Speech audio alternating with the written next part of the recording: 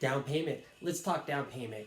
Now, with tax returns coming in, people are thinking about purchasing a home. Great time. Summer is a perfect time to buy a house, but right before summer is even better.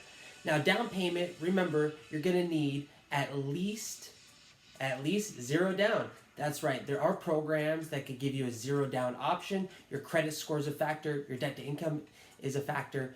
However, you do need a credit score of at least 640 for the zero down option. However, if you want the FHA option, there is 3.5%. If you put 3.5% down, they'll give you an FHA loan. Also, there's programs that could do bank statement loans. These are great loans for entrepreneurs, and you're going to need at least 10%. Or there's a 12-month bank statement loan that could get you 20% down, but you only need 12 months bank statements. So there are different down payments for different loans. The best thing to do is to speak to a professional, go over all the different programs, and figure out what down payment is going to be best for you. Thank you, and I hope this helps you on your house hunting journey.